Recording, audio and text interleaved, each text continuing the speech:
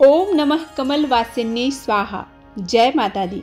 स्वागत है आप सभी का आपके अपने YouTube चैनल उपासना की उपासना में।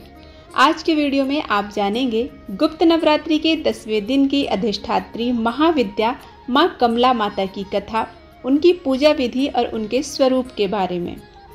देवी कमला या कमलात्मिका 10 महाविद्याओं में से 10वें स्थान पर विराजमान रहती हैं तथा कमल या पद्म पुष्प के समान दिव्यता की प्रतीक हैं। देवी कमला तांत्रिक लक्ष्मी के नाम से भी जानी जाती हैं।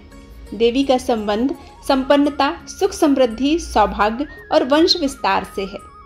10 महाविद्याओं की श्रेणी में देवी कमला अंतिम स्थान पर विराजित हैं। श्रीमद् देवी भागवत के 8वें स्कंद में देवी कमला की उत्पत्ति की कथा प्राप्त होती है। देवी कमला का प्रादुर्भाव समुद्र मंथन से हुआ। एक बार देवताओं और दानवों ने समुद्र का मंथन किया, जिसमें अमृत प्राप्त करना मुख्य था। दुर्वासा ऋषि के श्राप के कारण सभी देवता लक्ष्मी या श्री से विहीन हो चुके थे। यहाँ तक कि भगवान विष्णु को भी लक्ष्मी जी ने त्याग दिया था।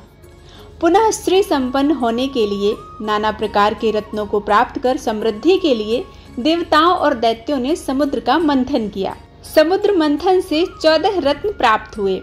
उन 14 रत्नों में धन, राज सुख व समृद्धि की देवी कमला तथा निर्धन की देवी निरति या अलक्ष्मी नामक 2 बहनों का प्रादुर्भाव हुआ, जिनमें देवी कमला भगवान विष्णु को दे दी गई और देवी लक्ष्मी की बड़ी बहन निरति दुसह नामक ऋषि को दे दी गई।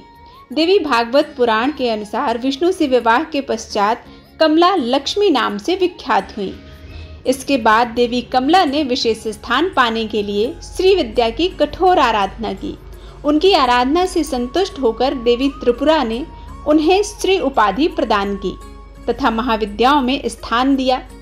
उस समय से देवी का संबंध पूर्णतः धन समृद्धि तथा राज सुखों से हो गया।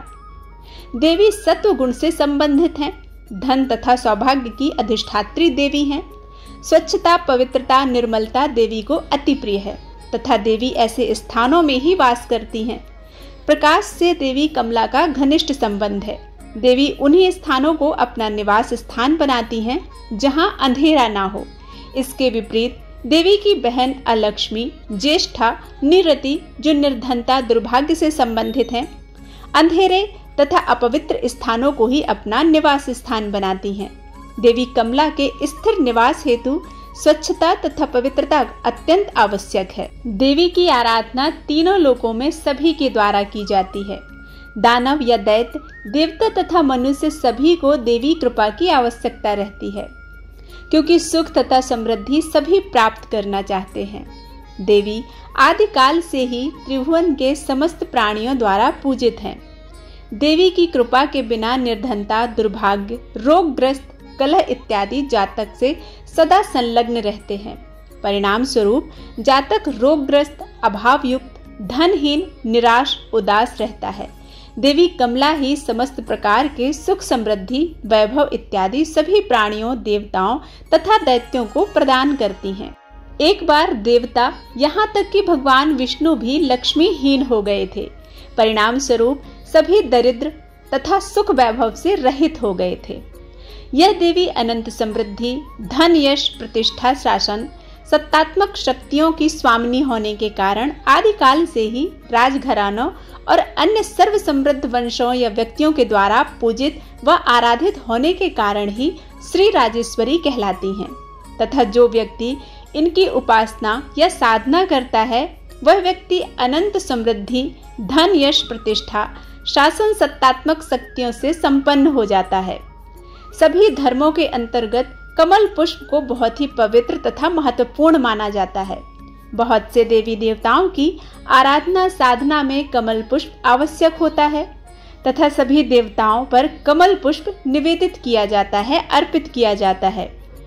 कमल की उत्पत्ति मैले गंदे स्थानों पर होती है, परंतु कमल के पुष्प पर मैल गंदगी का कोई प्रभाव नहीं पड़ता है।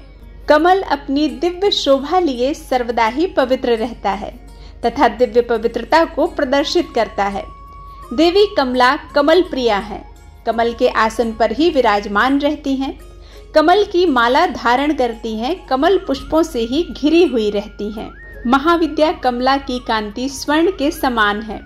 हिमालय के सदृश श्वेत वर्ण के 4 हाथी अपनी सूंड में 4 स्वर्ण कलश लेकर इन्हें स्नान करा रहे हैं। ये अपनी 2 भुजाओं में वर और अभय मुद्रा तथा 2 भुजाओं में 2 कमल पुष्प धारण करती हैं। इनके सिर पर सुंदर किरीट तथा तन पर रेशमी परिधान सुशोभित होता है। ये कमल के सुंदर आसन पर आसीन रहती हैं। देवता, मानव, दानव सभी इनकी कृपा के बिना पंगु होते हैं। इसलिए आगम और निगम दोनों में इनकी उपासना समान रूप से वर्णित है। सभी देवता, राक्षस, मनुष्य, सिद्ध और गंधर्व इनकी कृपा प्रसाद के लिए ललायित रहते हैं। समृद्धि की प्रतीक महाविद्या कमला की उपासना स्थिर लक्ष्मी की प्राप्ति के लिए तथा नारी पुत्रादि के लिए करती है। कमला को लक्ष्मी माता तथा षोडशी भी कहा जाता है। भार्गवों के द्वारा पूजित होने के कारण इनका एक नाम भार्गवी है। समृद्धि का प्रतीक महाविद्या कमला की उपासना स्थिर लक्ष्मी की प्राप्ति के लिए, पुत्रादि की प्राप्ति के लिए की जाती है। कमला माता को लक्ष्मी माता तथा षोडशी भी कहा जाता है। भार्गवों के द्वारा पूजित होने के कारण इनका एक नाम भार्गवी भी है। इनकी कृपा से पृथ्वीपतित्व तथा पुरुषोत्तमत्व दोनों की प्राप्ति होती है। भगवान आदि शंकराचार्य के द्वारा रचित कनकधारा स्तोत्र और श्री सूक्त का पाठ, कमल गट्टों की माला पर श्री मंत्र का जप, बिल्वपत्र तथा बिल्वफल के हवन से कमला देवी की विशेष कृपा प्राप्त होती है। स्वतंत्र तंत्र में कोलासुर के वध के लिए इनका प्रादुर्भाव होना बताया गया है। वाराही तंत्र के अनुसार प्राचीन काल में ब्रह्मा, विष्णु तथा शिव द्वारा पूजित होने के कारण कमला का एक नाम त्रिपुरा प्रसिद्ध हुआ। कालिका पुराण में कहा गया है कि त्रिपुर शिव की भार्या होने से इन्हें त्रिपुरा कहा जाता है। शिव जी अपनी इच्छा से त्रिधा हो गए। उनका ऊर्ध्व भाग गौरवर्ण 4 भुजा वाला चतुर्मुख ब्रह्मा रूप कहलाया तथा मध्य भाग नीलवर्ण 1 मुख और चतुर्भुज विष्णु कहलाया तथा अधोभाग स्फटिक वर्ण पंचमुख और चतुर्भुज शिव कहलाया। इन तीनों शरीरों के योग से शिव त्रिपुर और उनकी शक्ति त्रिपुरा कही जाती है। माँ कमला की उपासना से समस्त सिद्धियां सहज ही प्राप्त हो जाती हैं। देवी कमला की पूजा करने से भक्तों को उनका दिव्य आशीर्वाद प्राप्त होता है। ये आर्थिक तंगी से मुक्ति दिलाने में मदद करती हैं। उनकी कृपा से दुख, असफलता, संतानहीनता, दुर्भाग्य और शुक्र ग्रह के दुष्प्रभाव जैसी समस्याओं को भी कम किया जा सकता है। कमला देवी की पूजा से बहुतायत में समृद्धि प्राप्त होती है और शारीरिक और वित्तीय कारण आध्यात्मिक उन्नति का आशीर्वाद भी मिलता है। देवी कमला की महिमा अपरंपार है। माँ अपने सभी भक्तों पर अपनी कृपा बरसाती हैं।